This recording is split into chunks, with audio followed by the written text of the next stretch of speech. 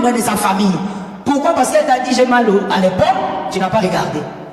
Un chef de famille, mon frère, quand Dieu te fait attendre, hein, tu veux te marier, Dieu te dit calme-toi. Dieu sait, il veut te faire grandir. Mon frère, un chef de famille, il est médecin, il est avocat. La femme va venir là, chérie, est-ce que tu as appris? Tu as appris comment on m'a humilié par mon oncle là-bas. Ah bon? Oh non, c'est pas grave. Tu dis c'est pas grave pourquoi? Il faut aller me défendre là-bas. Il est devenu avocat. Un chef de famille, je te dis, il est tout lui-même. Il peut aussi devenir maçon, plombier. Est-ce que les femmes mariées sont là? Les femmes mariées sont là? C'est vrai? Tu sais bien que ton mari, il n'a jamais fait la plomberie, mais il y a des problèmes avec la tuyauterie. Tu vois, la femme, il dit, viens, chérie, il y a la tuyauterie est coupée. Mais viens, non, la tuyauterie. Qu'il fasse quoi? Lui, il a étudié. Tu veux qu'il soit plombier? Mon frère, et s'il ne fait pas la plomberie là? Les maris que moi j'ai épousés, ils n'arrivent même pas à ranger un tuyau. Ah Seigneur, et Jésus, ah, il fallait que je reste chez moi. Tout ça là, vous qui n'êtes pas mariés, vous riez, hein? Mais c'est ça la vérité, demandez aux femmes mariées là. Les maris deviennent même le nurse, ça veut dire l'infirmière, le jour de l'accouchement. Tu vas voir la femme, il est où? Il est où? Appelez-le ici. Quand il vient, on l'attrape. Qu'est-ce qu'il y a? Sois ici. Qu'il devienne encore le nurse. Ça veut dire le chef de famille. Il est tout. Monsieur, quand Dieu te fait attendre, il te fait grandir un peu. Parce que dans le mariage, tu auras même des diplômes que tu n'as jamais eu dans toute ta vie. Que Jésus te donne la victoire. Je rentre en disant, et je termine par là, Dieu n'est pas prisonnier de nos caprices. Tu fais des choses, mais il est libre de bénir ton voisin avant toi. Il est libre de bénir un petit frère quelque part avant toi. Donne-moi un amen de quelqu'un.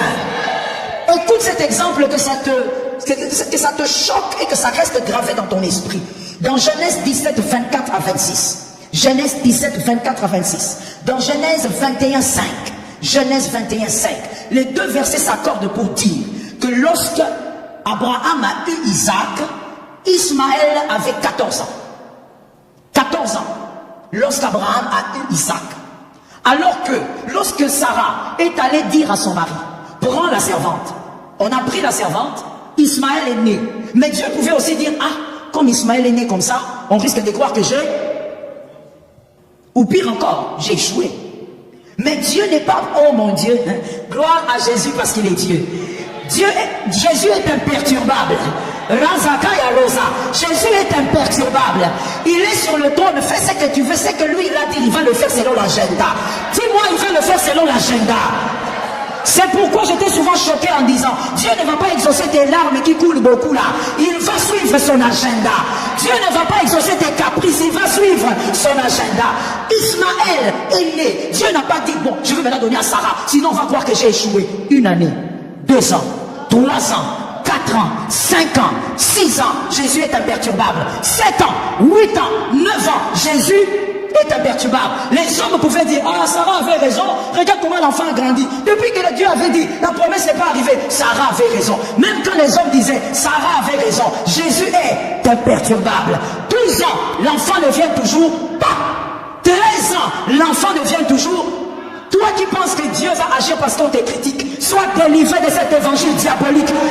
Dieu n'agit pas parce qu'on te critique. Dieu va suivre son agenda. Jusqu'à 14 ans, Isaac a commencé maintenant à se former. Je préfère tout au nom de